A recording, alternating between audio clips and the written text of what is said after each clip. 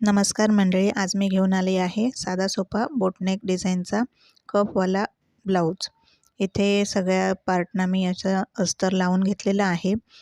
Light नव्हती त्यामुळे video पूर्ण बनवता आला नाही. मग अर्ध्यावरूनच हा व्हिडिओ बनवत आहे. इथे फ्रंट साईड आहे ही, याला मी जोडून व्यवस्थित अस्तर लावून देखील घेतलेला आहे. आता हा तिसरा लेयर आहे, याला आपल्याला कप लावायचे आहेत. सगळ्यात आधी आपण याचा टक्स पॉईंट जो असतो तो काढायचा आहे. असं दुमडल्यानंतर जो पुढे येणारा पॉईंट असतो तो म्हणजेच टक्स पॉईंट, तरी पण आपण टेपने मोजून घेऊयात. आता बघा, इथे साधारण 27 सेंटीमीटर म्हणजे 10.25 इंचावर मी मार्किंग केलेलं आहे. आणि दुसऱ्या साईडला सुद्धा मला असंच मार्किंग करून घ्यायचं आहे. हे बघा, अशा प्रकारे उलट साईडने आतून मी याला टक्स मार्किंग करून घेतलेला आहे. आता हा कप मला जोडायचा आहे. एकावर मी मार्किंग केलेलं आहे. हे बघा, इथे पेनाने आहे त्या टायमाला धोका दिलेला आहे, त्यामुळे मी खडूचा वापर केला इथे. आणि अशा प्रकारे दोन्ही साईडला मी त्याचा पॉईंट काढून घेतला, मध्यभाग काढून घेतला. आता याला अस्तरला जोडून मग मेन फॅब्रिकला जोडायचं आहे. हे बघा, अशा प्रकारे उलट सुलट बाजू समजत नाही, त्याच्यामुळे मी आधी ठेवून घेतलं. कुठेही शिलाई दिसता कामा नये यासाठी अशा प्रकारे जोडून घ्यायचं आहे. बघा, आता याला उलट करूयात. दोन्ही पॉईंट जोडायचे आणि अलगद अशी शिलाई देऊन घ्यायची, पूर्ण जशी आपली शिलाई आहे. आणि जेव्हा जोडताना आपण टक्स जोडताना शिलाई दिली आहे त्याप्रमाणेच मी इथे कप जोडून घेतलेला आहे. हे बघा, आता त्याला सरळ केला. आता ही त्याचं मेन फॅब्रिकची अस्तर जोडलेली बाजू आहे. अशा प्रकारे ही एक बाजू पूर्ण झालेली आहे. आता याला चारही साईडने आपल्याला शिलाई द्यायची आहे. शिलाई देताना जरासा फरक पडू शकतो, कमी जास्त कापड होऊ शकतं, परंतु व्यवस्थित शिलाई करायची. हे बघा, दोन्ही भाग सेमच होते. अशा प्रकारे जोडत जायचं. आणि वाटलंच आपल्याला हा एखादा भाग छोटा पडतोय किंवा मोठा होतोय तर तो दुमडून घ्यायचा तिथेच, कारण कपमुळे इथे शिलाई देताना समजत नाही आहे. दोन्ही भाग बरोबर असल्यामुळे इथे जादाचं जे कापड होत असेल तर ते एखादी चून छोटीशी देऊन त्याच्यात चिरवून घ्यायचं. हे बघा, अशा प्रकारे.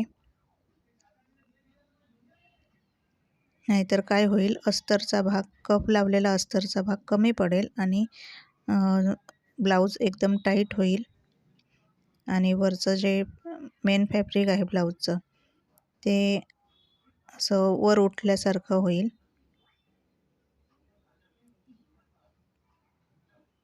ही आता माझी शिलाई पूर्ण झालेली आहे.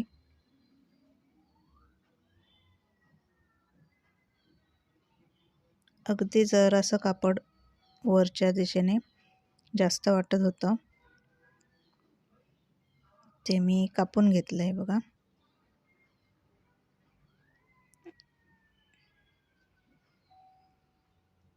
आणि आता दुसरी बाजू देखील मी अशाच प्रकारे जोडून घेणार आहे. आता झालं असं की हे मेन फॅब्रिक जे आहे ते मी वर ठेवलं, त्याच्यामुळे ही व्यवस्थित जोडली गेली. जरासुद्धा याला कुठेच कमी जास्त भाग आला नाही.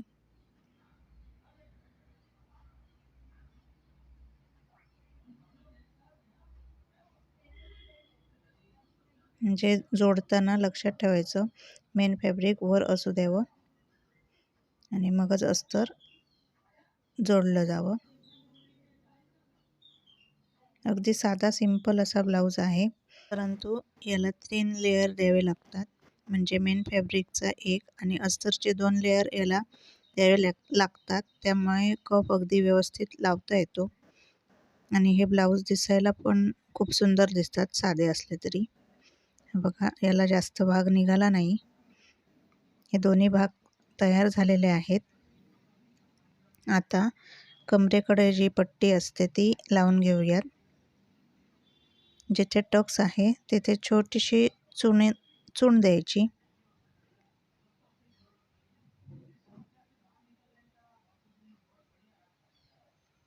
लांबलचक अशी मी पट्टी आधीच बनवून ठेवलेली होती. काल लाईट नसल्यामुळे हे सगळे पार्ट मी मशीन पायाने चालवून जोडून घेतले होते आणि काळोख असल्यामुळे व्हिडिओ दिसणार नाही, त्यामुळे आज व्हिडिओ करत आहे.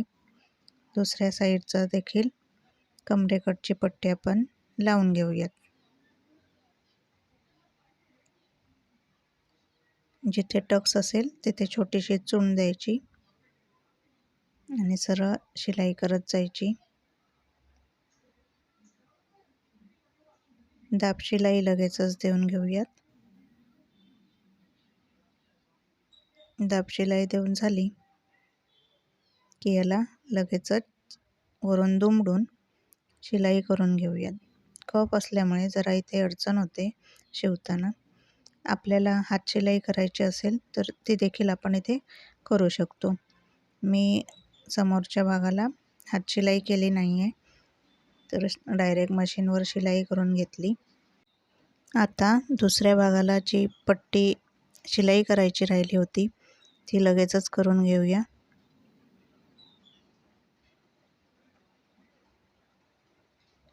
दोन्ही भाग तयार झालेले आहेत. जादाची पट्टी कापून टाकली. आता याला हुक पट्टी लावायची आहे. ही हुक पट्टी आहे. इथे कपमुळे जरा शिलाई देताना जरासं अडचण होते, त्यामुळे सावकाश शिलाई द्यायची.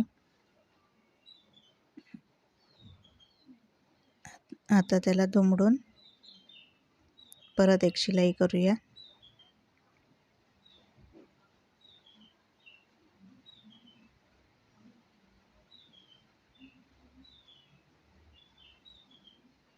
ही झाली हुक पट्टी. आता त्या लूप पट्टी तयार करूया दुसऱ्या बाजूला.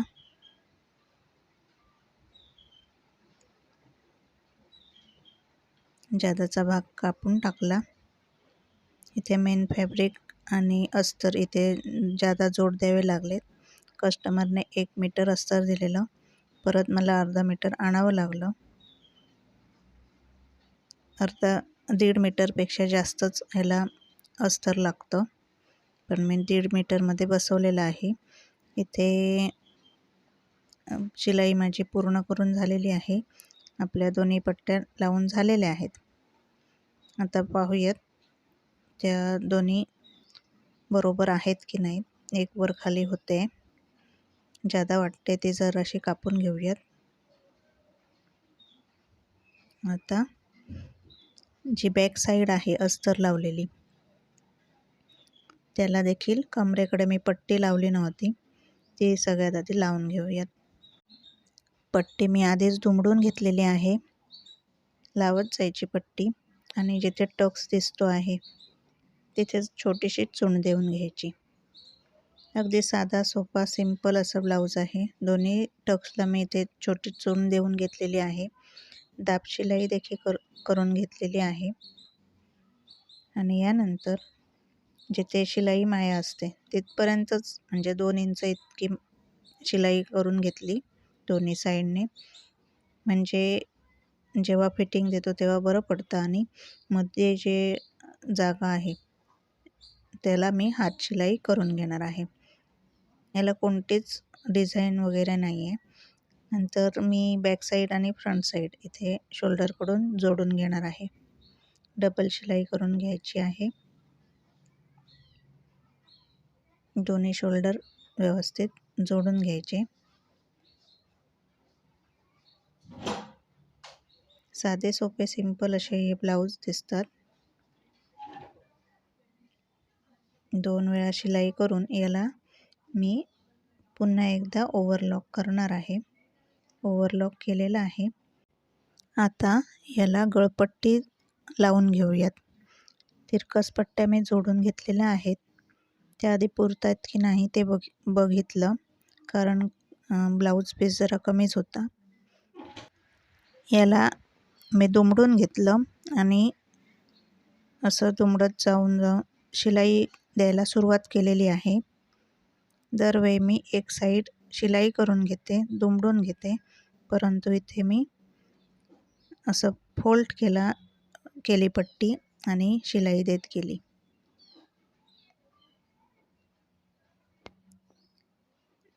आणि याला मी हात शिलाई करणार आहे. हे बघा, इथे पूर्ण पट्टी लावून घ्यायची आणि जरा सैलसर अशी पट्टी सोडायची, कारण आपल्याला हात शिलाई करायची आहे. जादाचा भाग असा कापून टाकायचा. शोल्डर कटे जरासा नॉच देऊन घ्यायची.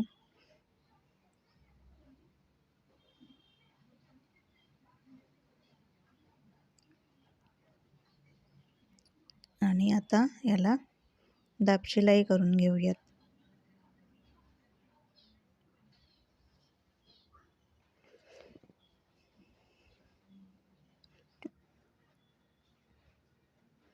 याला आपण पायपिंग देखील करू शकतो, परंतु असे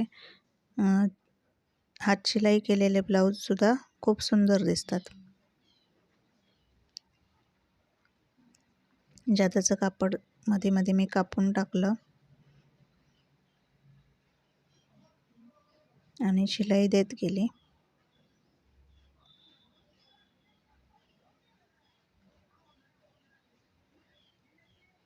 आता याला अशा प्रकारे दुमडून मी हात शिलाई करणार आहे.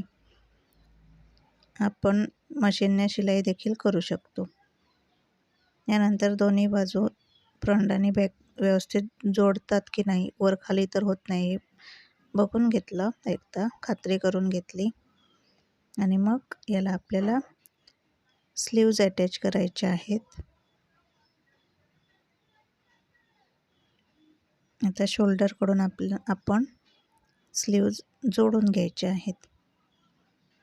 फ्रंट बॅक साईड बघायची स्लीव्जची आणि मध्यभागापासून इथे जोडायला सुरुवात करायचं.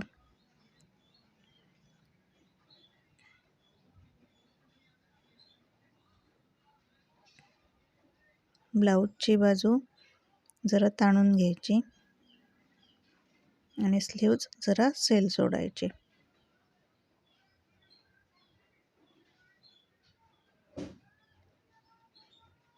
अशा प्रकारे सावकाश स्लीव्ज जोडून घ्यायचे आहेत.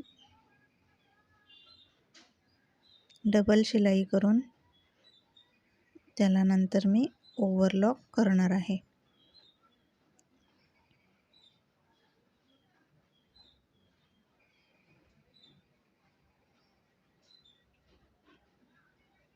दोन्ही हात मी असे जोडून घेणार. त्याआधी इथे दोन्ही भाग व्यवस्थित जोडतात की नाही ते बघितलं. आता दुसरा स्लीव्ज आपण जोडून घेऊयात. हा दुसरा स्लीव्ज जोडून झालेला आहे. आता जी साईडची शिलाई असते ती मी इथे देत आहे. आता जादाचा जो भाग होता तो मी कापून घेतला. दुसऱ्या साईडला देखील अशाच प्रकारे शिलाई करून घेतली. जादाचा भाग कापून टाकला आणि फिटिंग शिलाई देऊन घेतली. फिटिंग शिलाई दिल्यानंतर हा ब्लाऊजचा पूर्ण लूक अगदी साधा पाठीमागून आहे ब्लाऊज. याला फक्त हाताला काठ आहे. व्हिडिओ संपूर्ण पाहिल्याबद्दल धन्यवाद.